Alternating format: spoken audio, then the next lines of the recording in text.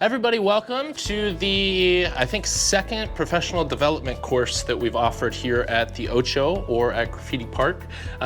Speaking up here today, or start here, welcome. I'm Daniel Bolgatz. Daniel Maloney is the co-founder here with me at Graffiti Park. Thank you guys for all tuning in. This is episode 2 on the personal development series. I have the pleasure of introducing first a mentor for Graffiti Park. Told him about the idea a couple years back. He's been with us ever since. He's a former US bank representative, is where we met him. Now he's off running his own ventures called LIFT, meaning or standing for Looking for Tomorrow. Got it. There we go. So without further ado, everybody, Stephen Ness. Awesome. Thank you, sir. I really appreciate it. And welcome, guys. Really appreciate you guys coming out tonight. Knowledge is very important to me, right? I have a passion for it. But as my good friend here and someone who I've come to know as more like a family member to me, I'm a reformed banker, right? So one thing I want to start with, because we're going to talk about cash today, right? And you saw the presentation is cream. So growing up, I loved hip hop. I loved everything that it stood for. I grew up in the Midwest. So I was a white boy in little Gillette, Wyoming that nobody knows about, nobody cares about, right? But the point of it being is that I was out of place. Hip hop is something that I identified with. I fell into banking. I've had over 20 years in banking and finance in all different aspects. So financial management for high wealth individuals, for business owners, business development. I've led teams. I've managed on back-end operations. I've done data, all kinds of stuff, over 20 years. So the biggest thing that I'm here to talk about is, first of all, a fun quote that I love to say. So I said this so much, but you know, banks are a dime a dozen, and anyone who tells you differently is about to sell you on their bank. So if you get nothing else from me today, I want you to understand why banks are out there. Why is cream accurate? Right? Cash rules everything around me, right? And who holds all the cash? The banks, right? So we're gonna talk a little bit about what is cash, some of those different things, right? So as we go through it today, I wanna first just talk about the value of money. How do you value money? How I value money. I'm not saying one is right or wrong, but I wanna help you to have perhaps a different lens if you haven't thought of it in this aspect. Then we're just gonna talk about what is money. We'll talk about a little bit of banking. I wanna give you an introduction to credit, a little introduction to investing, and then also ownership, which is funny because it didn't want to fit there. So now it's being a pain. Nice. So anyways, let's first start here with saying, what is money worth? So what do you think money is worth? I'd love to get your opinion. US currency, baby, number one. So money is worth US currency. Okay, what is money worth? Hang on, let's see if I have any. Okay, I have money. What's this money worth? Federal note. It's a federal note. What is it worth? Sentimental value? Sentimental value. It's worth whatever the government says it's worth. It's worth what the government says it's worth. We're getting a little more close, right? So when you think about this money, we have to think about, first of all, what money traveled through. Like, what was its vision? What was its journey? How did it create, right? And so first of all, before we do that, I want to give you a quick quote, and it says, "Do not value money for any more nor any less than what it's worth. It's a good servant, but a bad master," right? I lived a life serving money as a master for far too long in my life, and I made a ton of money. What I didn't do is live a fulfilling life. And it's so amazing how you can live a fulfilling life with or without money. Now, what I want to help you understand is there are ways that we can use it powerful to empower ourselves, right? But so what is money actually worth? Well, first of all, it didn't start as money. We talked about early currency adoption. So we're going way, way back. We're talking like 3000 BC in Mesopotamia, they used a shekel, a little stone piece, right? And then over time that transformed to metal. And then they started stamping things on it. And then it turned into leather. And then it turned into cotton, which you guys know today as a dollar bill, right? Those are all the different currencies, but at some point in that process, around like the 1930s, 1920s, the gold era ensued. Now during the gold era was the first time that people realized that this money, this thing we're trading, it's really not worth anything. All it's worth is what you, and I collectively agree upon. Because now we can use it to exchange goods and services. Because it's a lot harder for me to say, what's your painting worth in apples, right? What's your painting worth in gasoline? Imagine trying to barter and trade on that, right? So what money really is money as a tool. And we're gonna talk about that. But first, when society recognized that, we're like, okay, we have a problem with that. Let's take something that is a scarce resource. So at the time, this was gold. And we said from now on, every dollar is backed by the gold reserve. So literally, the federal government came out and said, hey, gold is worth this much, so dollars are worth this much, and we will buy as much of your gold and give you this much currency, or we will take your currency and give you that much gold.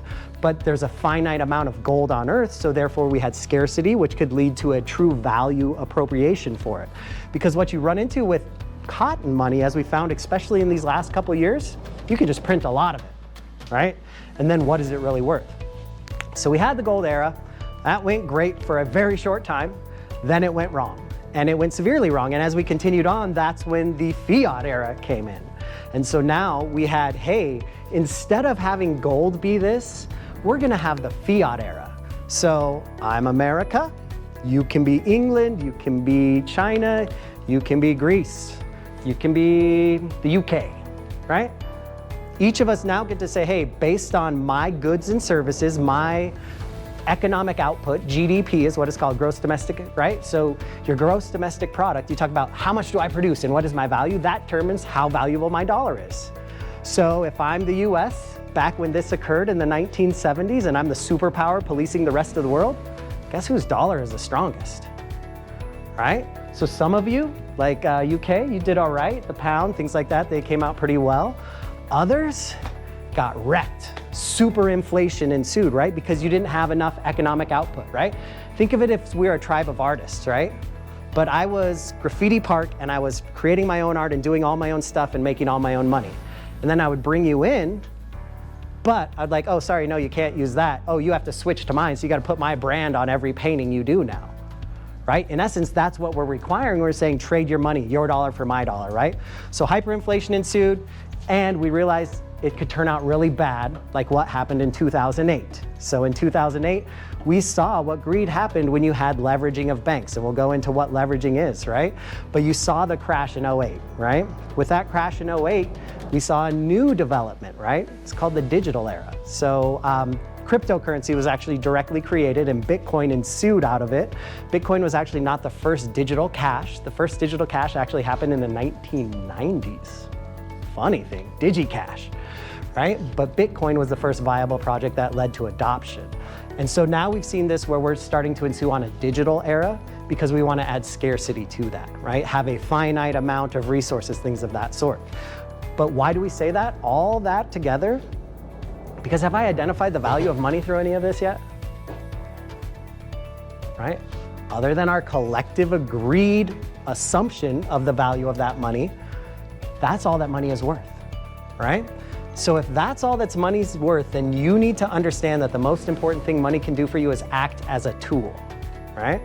So what I believe money is worth is money is best utilized as a tool to trade my time or trade my money for my time, right? On this earth, there is only one resource that we are all guaranteed. It is always fair, it is always equal, and it is time, right? Now, if you are living paycheck to paycheck, whether you like to admit it or not, you are living a life as a slave to money as your master, right? Because what you're doing every day is you're saying, hey, I'm agreeing to trade my time for this amount of money, and I'm letting someone else set the rules for that, right? So for me personally, the most important value of money is as a tool to trade it, right? To trade it for time. If I own a private jet, I can go across the country in hours. I could meet multiple businesses in multiple states and generate additional revenue, right?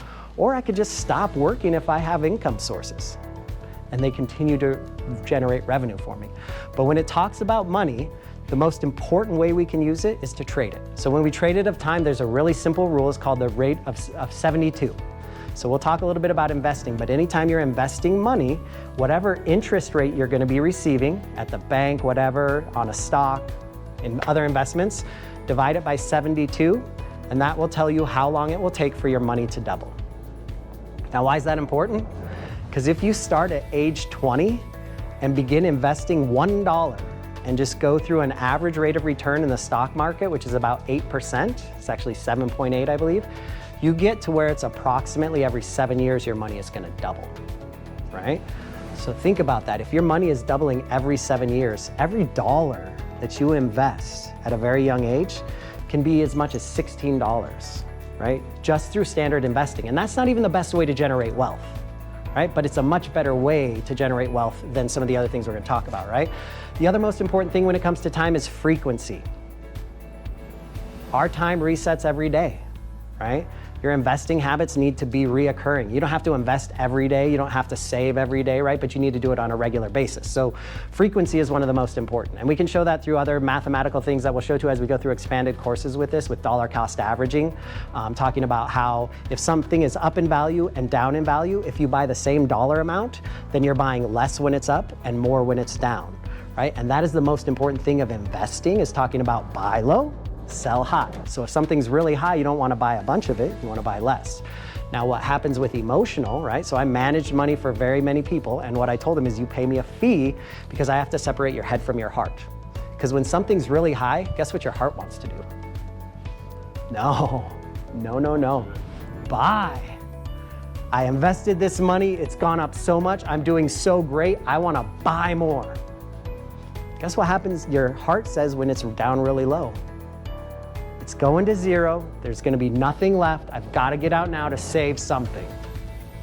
And the exact opposite action is the most important behavior you can do. When something's high, you should be selling it. When something's low, you should actually be investing more money into it. But your heart will never come to that decision, your head can. But emotionally, it's very difficult. So you have to figure out how you can reconcile those two. All right, so what are the utilities of money, right? So when it comes to money, there are 4 basic things you can do with it. You can earn it, you can spend it, you can save it, and you can invest it. And I know that sounds really simple from the basis of it, but I wanna help you all understand that there's a different behavior behind each of them and a thought process of how you need to look at money, right? When you look at earning money, if you only look at earning money through your own actions, then you will never generate wealth. Think about that for a second. If you only look at earning money through your own actions, you will never generate wealth. In venture capital, the word is scalable. You cannot get a venture capital investment if your business is not scalable. By their definition, there's all kinds of rules. It can't have a physical location. It has to have proprietary technology, right? There's all these other things. But I say that because when most people think, oh, I can earn money, they limit themselves to my own input. And you have to understand that money can earn money. Assets can earn money. Time is money, right? You can spend money. We all spend money simply, right? But when I take money and I buy like a vehicle, that's not actually spending money if I can take that and turn it to an asset that earns. So when you combine the first two, when you are earning money and spending it in a way that invests, right? So you're spending money to earn money. Anytime you reverse this cycle and say, now I'm spending money to earn money, that's investing, right? Saving money is a completely different story because saving does not involve a transfer of property. Okay, think about that for a second. When you save, you're just putting it in a bank. You're putting it somewhere safe, secure. You don't want risk associated with it, right? You still have possession of that money. When you earn money, someone is giving you possession of their money, right? When you invest money, you're actually giving your possession of money to someone else in some capacity. When you spend money, you are transferring your ownership of money to someone else, right? So it's all about how you look at money and how we look at these 4 different things when you talk about the utility of it. So when you think of using it, think of, am I ready to take someone else's income, right? Earn someone else's income. Am I ready to make my money do that? When I'm spending, am I ready to just give this away? One of the best ways you can accurately help your spend, and we'll talk about this a lot more in future classes, but it's really simple. Equate your time, your money to time. So however you earn income today, whether that's through an hourly rate, whether that's through investing, whether that's through an average income on business ownership, put an hourly amount to that. So if you're an individual, it's really simple. What do I make per hour when I get paid? If you're a business owner and you're creating something, how long does it take me to create that? How long does it take me to market it? What fees are extracted out of that through the process? Now, how much was that divided by how many hours, right? Then when you go decide to say, hey, I want to go buy a coffee, I'm ready to go eat out tonight, how many hours is that work? Try that for a week, and if you don't spend less, then you're already a healthy spender, right? Saving, investing are all about time and frequency and how we do it, and we're going to go into some of that here today. All right, so why do you need a bank? And why do you not need a bank? And so we love the police lines here because we want to make sure that if you cross these lines, you're going to the bank side, right? So there's nothing wrong with banks because everybody does need a bank for certain things, okay? So why would you need a bank? Number one, if you want to do large lending, that is your cheapest source of money, is a big bank, right? Now, Large lending mean? so large lending would be anything over $500,000. Let's say 7 figures to be safe. You can go smaller than that and find investment and other things like that. But when you want to maintain ownership, lending is the number one way to do that. So why do I need a bank today? Because I want to use a bank the same way they're using the rest of us. So let's talk about how the banks use us today. And that's through leverage and that's through arbitrage. So the simplest thing that we could talk about with that is when we talk about leverage, we're talking about using borrowed capital for an investment, expecting the profits made to be greater than the interest payable. Okay, so a bank has interest payable to you, right? How much is a bank paying you right now? It's really, really low. It's not even 0.1%, right? Interest rates have spiked recently.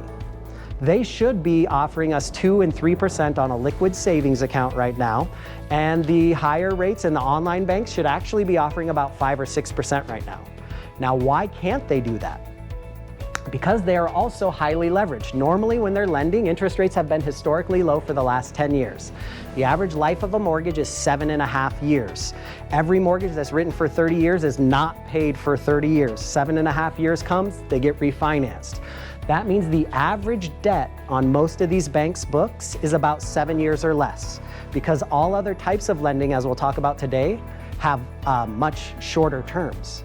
So if the banks have all these really low loans out, the interest you pay them on your loans is the revenue they make. So if they're only making 4 and 5%, because that's how low interest rates have been, and the cost of funds for them, meaning for them to go borrow more money from the Federal Reserve, and we're not even going to get into that today, but for them to go borrow more money to loan you more money, they have to pay today's interest rates, which are so high that for them to make money as they did over the last few years, they have to charge 7 or 8%. And they have no additional revenue to pay you any return on your money.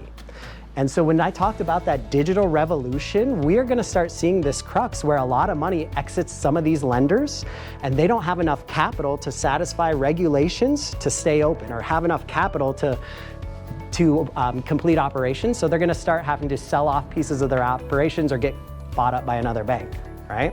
So you're going to see that. Now, arbitrage is a similar idea, but it's instead in an open marketplace and it's not just lending based. So now, this is more like on the investment brokerage side, but guess what? You know one of the largest owners of real estate in the world? Any guesses? Close, it's BlackRock. BlackRock. Right? So when you like number 2 is, I think it's a public storage company that they just like have the most public storage, right? McDonald's is also high up there because McDonald's true value is not selling burgers, right? They own so much real estate. You do not get to own real estate when you do a McDonald's franchise. It is not allowed. And they also require you to buy everything through them. And so when you look at that, they literally have generated a revenue chain ever, right? But everybody's building this off real estate, right? And that's important for the leverage. Arbitrage can be as simple as, hey, you want to buy this painting for 25 bucks? You're listing it for 15? Cool. Pick it up and sell it to you instantly, right? We see that in the Amazon marketplace. We see that in eBay, things like this. That's fine, right? There's a movie out there. I think it's called Frequency. I can't remember the name of it offhand. I don't actually, frequency isn't right, but it's a movie that they talk about trying to gain like 0.16 milliseconds in trading time on the stock exchange between New York and Chicago. And that point whatever milliseconds is enough for them to front load hundreds of millions of trades. And even though they're only going to shave off that fraction of a penny, they're going to do it on so many shares, like hundreds and millions and billions of shares, because they control pensions and hedge funds, right, that they can make it profitable. So we have literally built in reasons where these people can go to open marketplaces and rob us, extracting value that should be exchanged between two individuals on the borrowing or the trading or whatever, right? If you're selling a good for 25, right, or what was it? You're buying it for 25 and you're selling it for 15, you should be making 25 because we're connecting with that buyer, right? And it's fine when you think of it in those small numbers, but when you think of it in these huge numbers, like, hey, there was a trade between a pension and nobody cares because everybody made 20%, but one was placed earlier than the other, and this one actually made 35%, this one made 20%, but they both knew about the trade, right? That's actually illegal, right? It's called front running. There are crimes for it because we are arresting these people and we're doing it repeatedly. Right? So when you look at, and this is just, you know, not that I'm a naysayer, because don't get me wrong, like I'm a financial professional because of these systems. But when you understand a system, you can also understand how to use it for your advantage. And that's the number one thing I want to help you with. And we have to start by how do we use it for our advantage? First of all, one of the things that the banking institution has created is credit. Right? And this is actually needed because, yo, I don't know you, I don't know you, I don't know you. If you want my good or service and you can't pay for it, how do I know you're gonna pay me tomorrow or next week, right? If I've known you for a long time, then it's different. But how can I transact with strangers if I'm at a public gathering and I want to sell my art, right? Well, you need a credit card processing machine, which means half of those people are going to be paying you on credit, not debit, right? And so what is credit? Credit is an evaluation of you did what you said when it came to finances. Plain and simple, right? There's all kinds of things that are set up underneath it about laws for protection and those other things, and we'll do a special course just on credit because I teach on that all day, every day to active entrepreneurs to help them with their businesses. I've done 3-hour presentations on any one of these single columns, so I don't want to get too in depth, but I want to help you understand some basics about credit, right? So when we talk about types of credit, first thing you need to understand is whether you're going to have secured credit or unsecured credit, right? What that means is, did you have to put up any type of collateral? Now, just so you guys know, art can be considered collateral. I've actually done lending for very fine art before, where we lent hundreds of millions of dollars, right? Or, well, it was tens of millions, but on an expensive art. Now, I mention that simply because there are a lot more things that can be collateral than you think. As an entrepreneur, if enough people owe you money, that's collateral. Enough chairs and tables that you own can be considered collateral. I mean, we'll get nicer, it's just messy. Ha! But what I'm saying is, when we look at that, we want to understand that there's so many other things that can be used as collateral, right? You can look at intellectual property can be collateral. So if you create a brand new way, a brand new process, and there's just so many other things. Now in traditional lending, they're talking about your home, your car, the cash you have, your stocks or investments outside of retirement. So retirement assets are typically not available for collateral. There are processes you can invest them, right? But those are what we talk about, secured and unsecured. When we talk about the other types, we talk about revolving. So revolving is it a blank check with a adjustable payment and typically an adjustable rate? Or is it a set amount with a set payment, right? So revolving is a credit card. Revolving is a line of credit. Depending on how much of it I use, my payment will be based on how much I owe. So my payment can also go up or down, right? An installment is a little different. So an installment is just, hey, here's a bunch of money, you get it up front. Now you owe me a set amount of money. Typically will have a fixed interest rate and a fixed payment associated with that, right? From a risk assessment, an installment loan is less risk to a bank, so they will typically want to start with an installment loan versus a line of credit, right? Because I would much rather give you $1,000 today and you use it and you pay me back and we're good, instead of here's $1,000 today and every time you repay me, you get it, you can use it again, right? That just presents more risk to me as a lender. Then we have charge cards. So a charge card is a revolving type, but it's just turned into a credit card, right? So it started with Diners Club. American Express was the one to really kind of knock it out of the park. And then, we have Visa, MasterCard, and we have all the problems that are set up and associated with the fees of accepting those. And, we can go into more and more. And then you also have service credit. So this is something that a lot of people don't know about, but in the business world, there is a large portion of vendors that do offer service credit, right? So if you've been paying someone for more than 3 months for any goods or services for your business, ask them if they have service credit. In particular, say, do you offer any net 30, net 60, any type of payment arrangements? Because you'd be amazed, and it can also report to your business credit, which we'll talk about in future classes, right? So what are the terms you're gonna hear when you run into there? The major thing you're gonna hear is talk about is an interest rate. So annual percentage rate, or APR, is the way that it needs to be quoted, and you should be looking for it. And what that is based on how much you owe, you multiply that by the annual percentage rate, and that will give you the total amount of interest you would pay in an entire year. Then you're gonna have to break it into 12 on a monthly basis, because most installment loans or most things typically have a monthly repayment. If you are dealing with a lender that has a repayment frequency less frequent than monthly, you're dealing with a high-risk lender, right? Because they need to collect fast. They're concerned about your ability to pay. So that's always just a red line. I like to say, hey, if someone's wanting payment more frequently than monthly, explain into it, right? See why. There's no one that should be lending to you. What? Oh, I couldn't even name them all if I tried. Typically, it won't even be a bank. It'll just be a lender. Like one of the big no's that I recommend staying away from is what's called a merchant cash advance, or MCA. That is the equivalent of a payday loan for a business, right? Just like your dollar loan center. Exactly. Why are those bad? They're not bad. They're just high risk. So if you have solid credit, which we'll talk about in this last one, you don't want to start there, right? There's nothing wrong with going to high-risk lenders. I work with nonprofit lenders and other higher-risk lenders. So there's good things and bad things. Those in particular are a stop, like the last stop. They're also typically the last stop before bankruptcy for a business. So it's just a general indicator. So you always want to keep an eye out about it and just make sure you know who you're dealing with. All right. So then let's talk a little bit about credit. Hang on, there's two other terms here. Term or amortization, right? So the term is how long are you going to be making payments for? Revolving credit does not have a term or an amortization because it's open-ended. What they will do is put a number of years on it, typically, like if it is a home equity. But think about it, if you have a credit card, if you pay it, they don't close you down, right?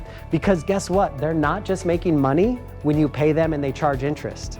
They're making money every time you swipe your card at a merchant, right? Whether you pay them or not, they make a small percentage of that transaction. So it's important that you understand the term. But any other lending, like for unsecured, you'll typically have 3 or 5 year terms. For secured, you can get 7 or 10 or 15. When it comes to real estate, you can actually get 25 year and 30 year payments. That's why a mortgage payment is so low, because you're paying it for 3 decades, right? Origination, so origination is the creation of your loan. So that involves the gathering of your packet, any fees associated with license or like liens on property, or if you're doing a car loan and they have to put a lien, they have to pay a fee to the state, so they'll have you sign a power of attorney. So they'll include that in origination charges, right? This is also a place where you'll see fees for lenders. It is pretty common for lenders to charge a fee. There are plenty that don't. So you just have to do the research, right? In mortgage, you get that a lot of originations. It's just a standard practice of about 1%, but some do a lot higher. In business, once you exit the traditional lending world, once you exit the big banks, you're going to be paying origination fees, right? And so when we talk about that, we just talk about, why do I need a bank? Because if I'm highest credit rated, then I should go to a bank. Like if I get to play in that area, cool. That's where the elite made it. That's where all the money is. Then I'm going to go play there. If my credit isn't there, if I don't have enough capital, if I don't have enough revenue, there are other options. And then I understand it, right? So to your point, if you're all the way down at the bottom and an MCA is the only option, but you can see a viable return from it, then you gotta do what you gotta do to stay afloat, right? And that's just kind of talking about all costs, right? So some will have application fees.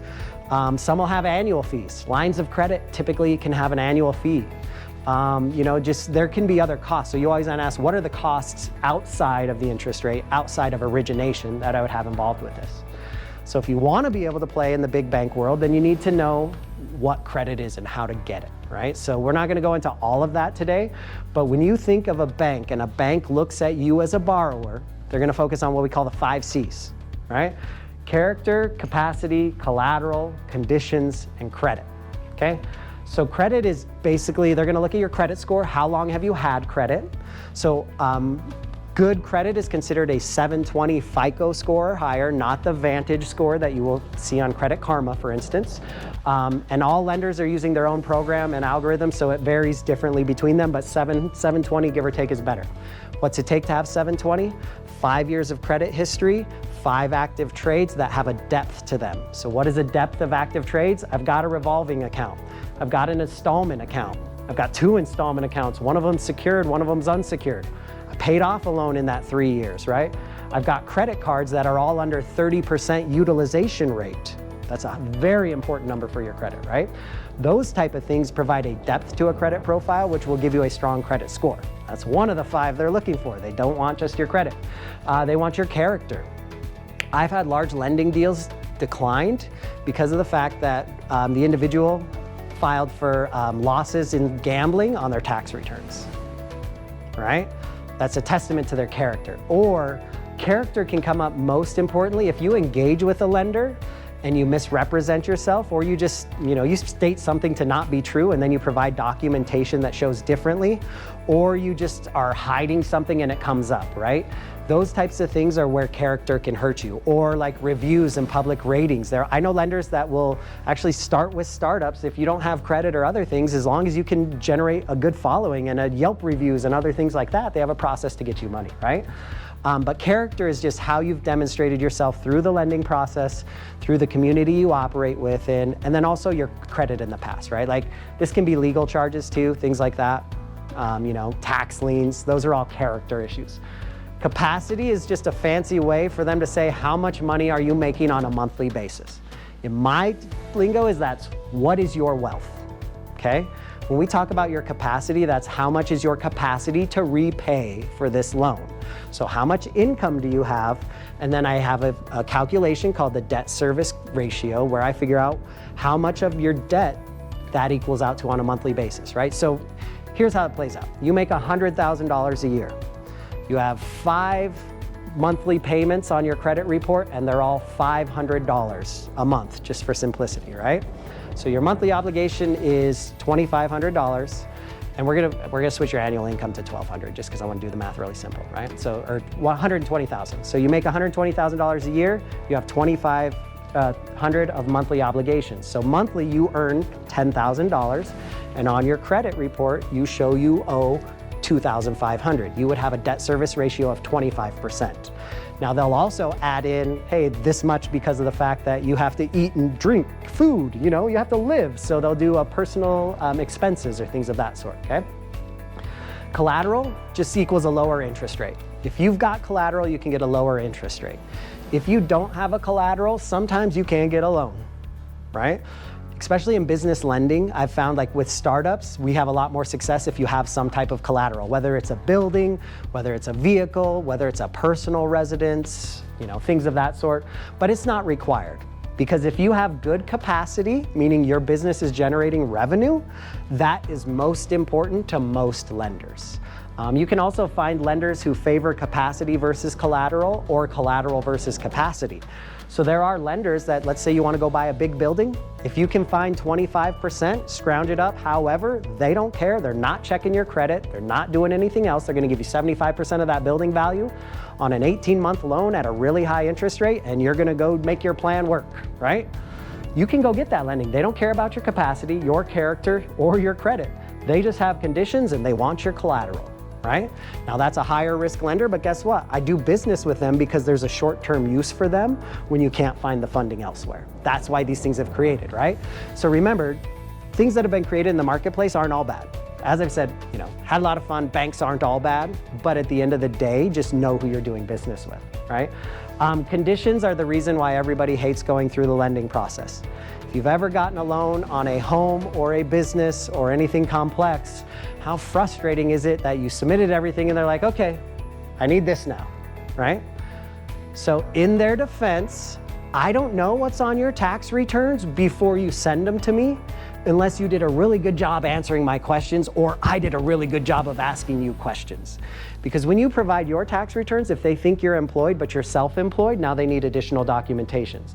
If you're self-employed and you show certain types of revenue, now they need additional, like there are so many if, this, then in the lending process that they can only gather so sort. And after we submit that, we generally get about a page worth of conditions that says, cool, we love it. Now give us all of this or do all of this, right? And that could be put this much money down, do this, right? Do that. So those are how you work to position yourself to say, hey, this, if I want to be a good borrower, then these are the things that I need to do to impress the banks or to get a lender on my side, right? Lending is only one form of capital. So when we look at other forms of capital, you can do investing. So you can take investment if you're a business owner, but more importantly, when we go back to earning money, right? If you, instead of spending that money, one of the best things you can do if you're not gonna, start your own company or do the other things we talk about is investing. So an investment in knowledge pays the best interest. So I'm not here to tell you what to invest in, how to invest it, where to put it, how to allocate it. I'm here to tell you to invest your money no matter how much you make. If you're living off ramen 4 days a week and you can't invest, live on it 6 and invest $10, right? Invest something, create a habit, and do it over time. If you can't afford it yet, don't, right? Now by that, there's always a way to afford it. You'd be amazed at the value of money when you think about a little behavior that you may do, right? So how many of you guys coffee drinkers? All right, so everybody drinks coffee daily? Does everybody buy one coffee daily? How many coffees do you buy on a weekly basis? 4. Okay, nice. So if you're buying 4 at $5 a pop, is that? Sure. $20 a week by 52 weeks, that's 1,040, okay? Over the next 5 years would be? 5,000. There you go. Okay. And you are how old, sir? 25. Okay, so had you spent last year doing this behavior, right, or the last 5 years doing this behavior actually, right, that would have generated $5,000. And let's say all you did was put that in a random investment in the stock market that was fully balanced, right? It was well allocated for your risk profile, which you have to go through a lot of other stuff. You're gonna earn about 7 or 8%, right? So that's gonna double every 7 years. So we're gonna cut it to 5,000 and you are 27 now, right? So we're gonna assume you start that today. You're not gonna have exactly 10,000 in the first doubling, but you're gonna have about 7,800, give or take. So if we double that to your 37, or you'd be 39 now, right? And now we've already turned it into how much? You're not anything with it, are you? Right? We're at 30,000, right? By the time you're 40, we're over in the 100,000s. By the time you're 60, you're at over $500,000, right? Because you stopped drinking coffee for 5 years. Or you maybe made it at home for 5 years, but that's only half the battle, right? We talked about earning. If you want to invest, you have to both earn and spend, but you have to spend to earn, right? So set proper expectations for yourself as well, right? Don't be unrealistic, right? If you have to have coffee every day and this is whatever it is what it is, right? But also don't expect you're gonna get rich overnight. Like investing doesn't make you wealthy, right? The one thing investing will never do is create wealth on its own, right? Investing alone is not the true path. So understand your investment. What am I investing in? What are the risks, right? I invested a shit ton of money in crypto recently, and it was all through a company called Voyager. Voyager's now in bankruptcy. Probably should have done a little more research, or maybe when my buddy, who's still actively managing money, called me a week before it happened and said, yo, I just transferred my USDC and liquidated out of Voyager, and I didn't catch the red flag, right? So now instead I have all my crypto, or like 80% of, well, it's like 50% now. I've been investing a lot otherwise. It's going through bankruptcy, and I'm gonna get 25 cents on the dollar, who knows? The point is you need to understand your investment and you need to be able to lose it. Diversify. So even when I'm investing in high risk stuff, like cryptocurrency, I'm investing in multiple different types of cryptocurrencies, between how it's created, between how it's managed, between what the utilities are, and all different types of that. If you're investing in the stock market, invest in the stock market. Or better yet, there's all kinds of asset classes you can invest in. Real estate, right? Business ownership, commercial real estate, unit trusts. You know, there's all kinds of crazy things. Cryptocurrency has been really big recently as well. But the idea is diversify amongst everything, and take a long-term approach. And nice, totally misspelled approach. Yeah, approach. Think of it, there you go, right? Think of it, you know, when you're thinking of some of these behaviors now, set aside money where you're saying, hey, this is some of my fun investment money and this is some of my forever money, right? The tools are already out there. It's called retirement accounts, or it's called the ERISA tax. And through the ERISA tax, there was all these different types of account vehicles that are created: IRAs, SEP IRAs, KEO plans. The point of it being is there's plenty of ways to save money. Now, when you put it in that, just so you know, you get penalized if you take it out before 59 and a half. So it is a true, like, hey, you put it there, you're gonna lose money taking it out early. But it's a good thing because it also grows tax deferred, right? And then, good Lord. And keep up to date on your investments. I think I covered that one with Voyager, right? I got the info, didn't think about it. My parents are losing a hefty 5 figures because of it. So, you know your investments, right? They had it to lose, but yeah, that does not feel good. Like, I already promised to pay them back, so we'll see how that works. So if you want to make real wealth, the only way to make real wealth is through ownership, okay? So there's this really great saying that wealth is made through concentration, but it's kept through diversification. So anybody know the most wealthy person on earth right now? I mean, I'm assuming it's still them. They've kind of had a lead for the last few months going back and forth, and it hasn't flipped in a while. Bezos or Elon? Elon Musk. So let's think about Elon Musk's wealth. Is Elon Musk well diversified? Yes. Yes? Yes? He is all over the place with his investments, right? When we think of diversification, we have to think, is he truly diversifying some of your largest holdings, right? Or your highest risk positions? From a diversification, so remember, wealth is made through concentration. If you're not familiar with concentration, we're just talking, right, a whole bunch in a very small thing, right? Elon Musk is really wealthy because of Tesla, and I mean, you could arguably say SpaceLink a little bit because it's starting to generate revenue right now, and what he's doing with the Boring Company. Of his like almost 200 billion in wealth, the large majority are his personal shares in Tesla. So if you're worth $100 and 50 of those dollars are your own company, are you well diversified? No, you aren't, right? But is he looking to keep his wealth, right? Diversification is made, or is used to keep wealth, right? He's looking to accumulate. He's also said he wants to spend every penny before he's gone so he can create, you know, the new colony on Mars, and who knows what currency they're gonna run off of, right? But when you think of something like that, right? So why do I say that? Because owning something is gonna be the fastest path to wealth. In the lending world, we say the mortgage is a gateway drug to wealth. Like, how messed up is that there's a saying that we talk about a mortgage as a gateway drug in the banking world, right? Think about that. So if that is the gateway to wealth, then how can I own things, right? So when you think of ownership, start very small. Right now, you all own something, I would imagine, that can generate income, right? And it can actually do it on its own once you do very simple things, right? So I'll give you an example. Your cell phone.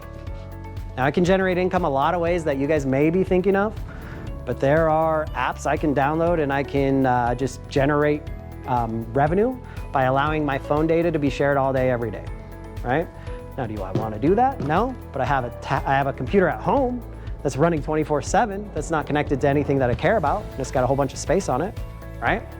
So start with the things that are small, right? Think about a vehicle. Right now with the gig economy, anyone can make money. I was literally talking about this earlier today. I drove Uber today. Made $40 some an hour. I made over $100 in 2 hours and something minutes because it was a great time to drive. But you can purchase assets that generate income like real estate. I have a business partner who has 5 Airbnbs in town, right? And he makes a killing off of these things. There are all kinds, you can Toro your vehicle nowadays, right? So you can actually take your vehicle, or I know business owners that buy vehicles just for Toro and have it available, right? But the idea is when you think about spending your money, the number one way you should spend your money when you're young is to invest it. Spend your money to be earning other money, right? Now it's not easy. That means living on a life of 50% of whatever income you're at right now, but it's possible. You can start or buy a business, right? You can buy a business for as little as 20 grand. If you have any level of income, in order to get an SBA loan and you have decent credit, to get a $20,000 SBA loan, all you're gonna need as down payment is 5 Gs, all right? So if you can figure out a way to scratch up 5 Gs and you can get your credit in place, you can buy an asset that you can start generating income on, right? The idea is start those now because any money that is spent is gone unless you spend it to earn, right? When you spend money, you never get it back. When you invest money, you transfer ownership to be paid back, right? Now, when you invest your money to earn, you're investing in yourself to pay yourself, right? And so now, like in my cryptocurrency, I had an investment that was generating stupid returns at the early part of the year. It's making $1,500 every month on like a $12,000 investment, right? It was stupid. So what did I do? I took all that and I reinvested it to make more. And so it ran up. Guess what it's making today after the crash? Like, I think I made $150 in the last 2 months. Guess what I'm doing with the returns? Reinvesting it. The point of it being is if you want to generate wealth, like I'm trying to generate some wealth. I went high concentrated in a position that did not turn out good. I still believe in it and I hope it'll get there, so I'm going to keep rolling with it, right? What would I have preferred to have done during that time?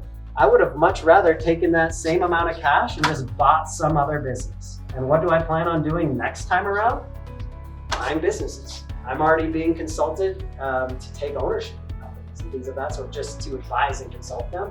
But I started my own company with a great group of friends. I'm starting others and we consult companies all together, right?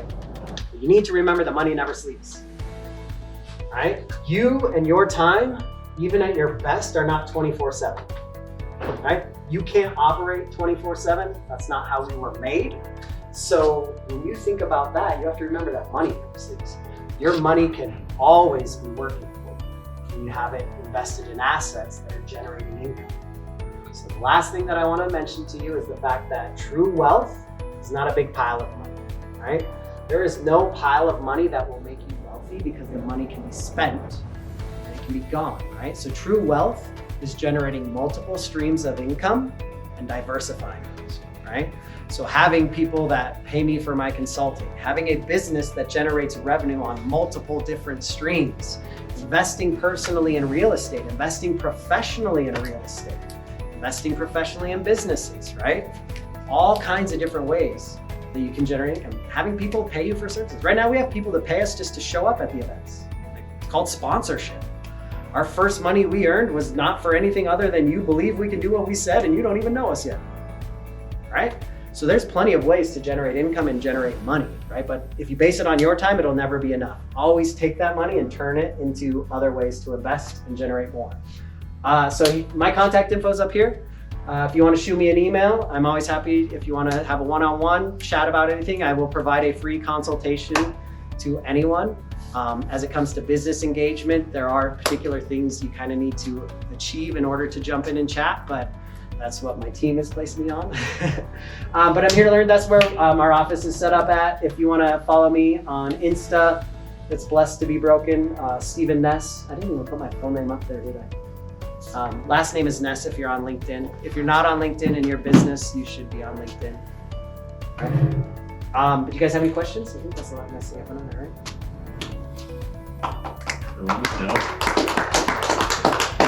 Who do you bank with? So technically I have an account with US Bank because I was an employee there. I don't plan on keeping that.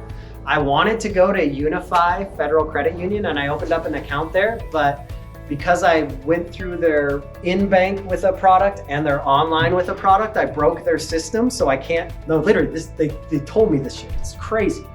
They can't create my online profile now, so I don't have access to my account.